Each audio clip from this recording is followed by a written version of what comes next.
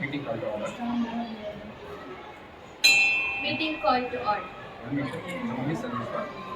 Today we gathered not just to celebrate the success of this wonderful initiative, but to reflect on positive impact we have made in promoting education and fostering a love for learning.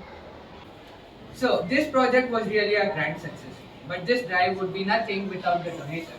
So I would like to recognize Sujan M of class 9B, who has donated the maximum number of books in our school. Can you guess the number which he has donated? It's 130 books.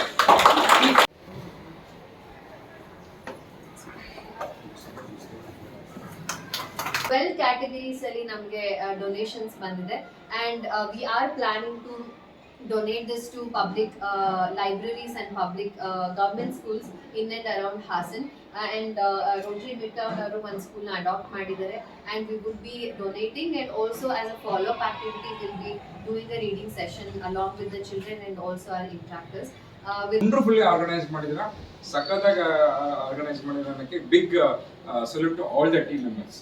2029 sort ಮಾಡಿ ಅದನ್ನ ಒಂದು ಆರ್ಡರ್ಗೆ ಅಂತ ಇಟ್ಟು ಅದನ್ನ ಮತ್ತೆ follow up ಮಾಡಿ ಎಲ್ಲರೂ ಸೇರಿ ಮಾಡಿರುವಂತಹ ಎಲ್ಲರಿಗೂ ಟೀಮ್ ವರ್ಕ್ಗೆ ಬಿಗ್ ಥ್ಯಾಂಕ್ಸ್ ಅಂತ ಹೇಳ್ತಿದ್ದೀನಿ. ಹಾಗೆ ಹಾಸನದಲ್ಲೇ ಒಂದು ಒಂದು ಮೂವ್ಮೆಂಟ್ ಆಗಬೇಕು.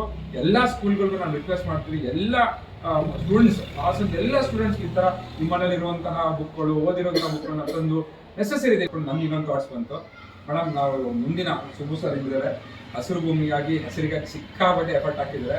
ಸೊ ಹಾಗಾಗಿ ನಾವು ಮಾರ್ಚ್ನಲ್ಲಿ ಒನ್ ಚೈಲ್ಡ್ ಒನ್ ಪ್ಲಾಂಟ್ ಅನ್ನೋ ಅಭಿಯಾನನ ಈಗಲೇ ಸ್ಟಾರ್ಟ್ ಮಾಡೋಣ.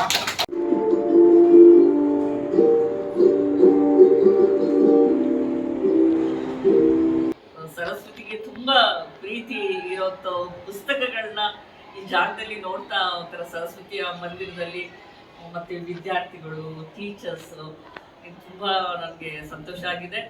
As rightly Tejasvi mentioned, of all the events that we have conducted so far, I feel it's really heart-touching for me. ನಮ್ಮ ಒಂದು ಸ್ಲೋಗನ್ ಇರೋದೇ ಶ್ರದ್ಧಾವಾನ್ ಲಭತೆ ಜ್ಞಾನಂ, ಅದು ಇಲ್ಲಿದೆ.